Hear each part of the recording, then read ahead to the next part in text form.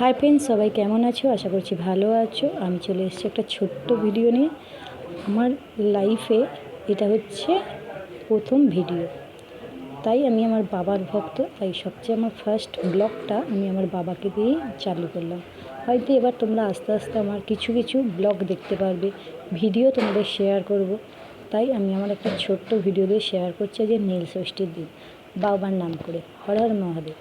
আমি একটা সাধারণ ঘরের সাধারণ বোন।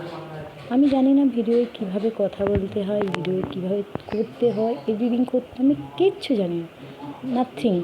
শুধু জানি বাবা হর হর মহাদেব। তাই বাবার কাছে গিয়ে বাবাকে পুজো দেওয়া থেকে তোমাদের কাছে চালু করলাম। যদি তোমাদের এই ভিডিওটা ভালো লেগে থাকে তাহলে অবশ্যই একটা সাবস্ক্রাইব করবে আর লাইক করবে। সত্যি বলতে কি আমি জানি না যে আমার জীবনে বাবার গুরুত্ব কত, কিন্তু আমার এই জীবনটা সত্যিই বাবাকে ছাড়া অচল। কারণ বাবা যদি না থাকতো আমি হয়তো কিছুই করতে পারতাম না। আমি অনেক কষ্ট করে বড় হয়েছি, কিন্তু বাবার কৃপায় আজকে আমি খুব খুব খুশি। বাবার চাই বলেন হয়তো আমি আজকে ভালো আছি, ছেলে সন্তান স্বামীকে নিয়ে ভালো আছি। হয়তো আমার কথায় হয়তো অনেক ভুল ত্রুটি তোমরা শুনতে পারছো বা বুঝতে পারছো। যদিও নতুন বলে হয়তো তোমরা চাইলে আমি আরও ভালো ভিডিও দেব। তাই তোমরা সবাই আমার পাশে থাকো। আর একবার বলবো হর হর মহাদেব। এটা হচ্ছে আমাদের বিপত্তারিণী মন্দির। এই মন্দিরে আমরা আসি, মা আমাদের প্রতিষ্ঠিত আছে, মা বিপত্তারিণী, এবং বাবা ভোলানাথও আমাদের এই মন্দিরে প্রতিষ্ঠিত আছে।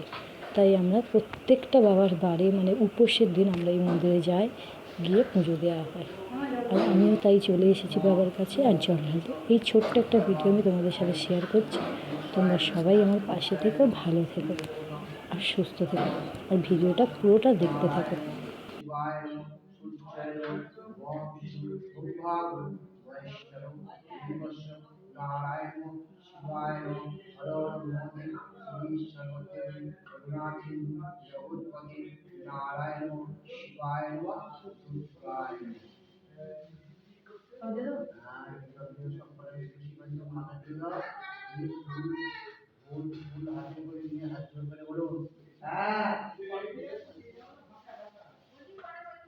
যতক্ষণ পর্যন্ত থাকবে থাকো,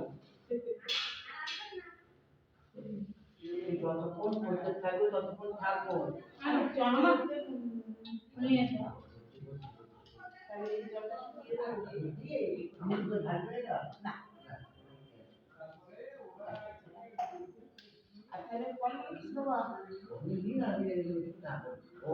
না